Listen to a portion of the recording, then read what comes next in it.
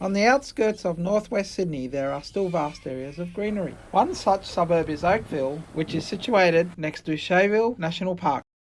Human habitation is limited to 5-acre blocks, which has allowed biodiversity of flora and fauna to thrive. Come rain, hail or shine, all creatures great and small go about their business in their native paradise.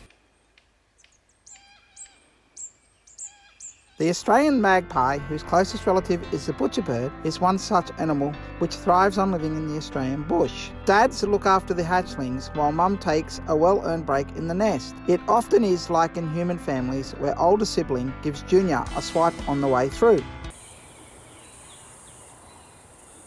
And despite Oakville being acknowledged as green country, it was hard to ignore the cranes in the next suburb of Vineyard as development creeps closer. So, strategic planner Stephanie Lum, who works for a local council in Sydney, was consulted to find out what's driving development in northwestern Sydney. Particularly in local government, you get a lot of directives from the state governments. They say, well, councils, you need to create a new policy or satisfy these policy objectives, and I guess councils have to satisfy that. And there's the South District plans, which provide overall policy objectives for Sydney. All councils need to ensure that they comply with those policy objectives. For example, targets for the number of dwellings they need to provide for the future.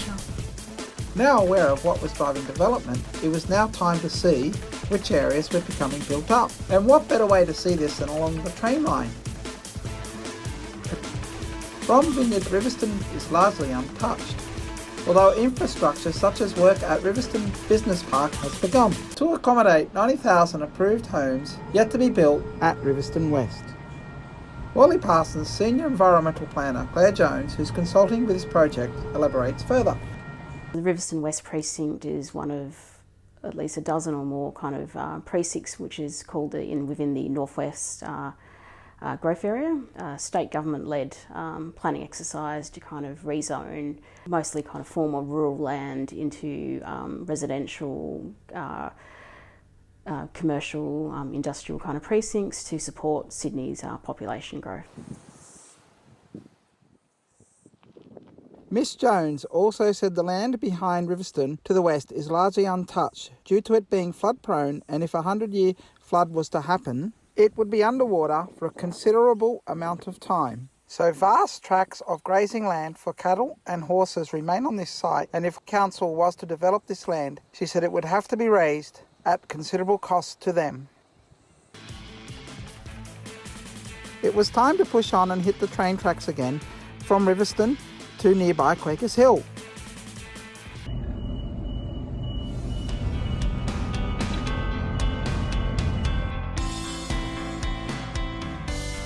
And semi-rural land had made way or was making way for new homes and suburbia. Both Schofields and Quakers Hill stations are now major hubs in the northwest suburbs. And after a quick turnaround at Quakers Hill, it was time to head back to Riverstone to visit the heritage-listed Riverstone train station and cottages from the now-defunct Meatworks site. The Riverstone Meatworks still has significance to the local community. So apart from the Meatworks building site itself, but there was associated kind of buildings constructed, such as the former butcher shop on Garfield Road, the former manager's residence, and a group of workers' cottages. So those three sites have been identified as statutory heritage items. The idea is to conserve and retain those heritage items, even in the context of the redevelopment of Riverstone. It was now time for another trip from Vineyard to Richmond. And like Vineyard to Riverstone, there was a lot of greenery along the way. And once again, many heritage buildings ensure future development will have to be built around the pre-existing site at Richmond.